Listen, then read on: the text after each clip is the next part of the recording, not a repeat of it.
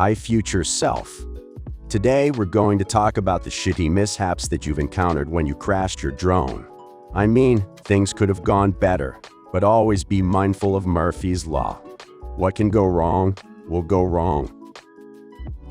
Let's start.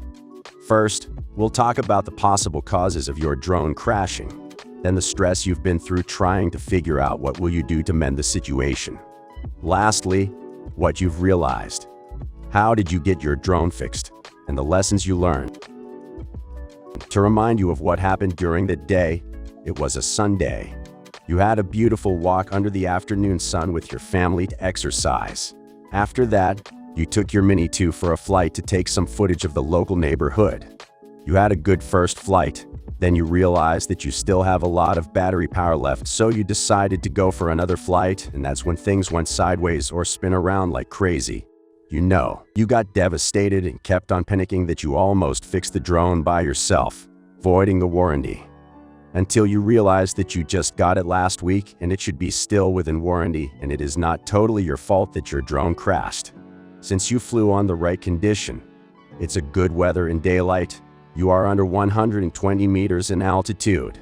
You didn't fly to any no-fly zones, you are not flying over a crowd, and the drone is within your visual line of sight. To cut it short, you reached out to DJI customer service through chat on their website.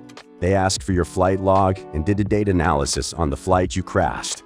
A day later, the data analysis came back and confirmed that they will fix it to you for free. You just have to bring it to their closest repair facility. After 2 weeks of waiting, you received an email confirmation saying that your drone is fixed and ready for pickup.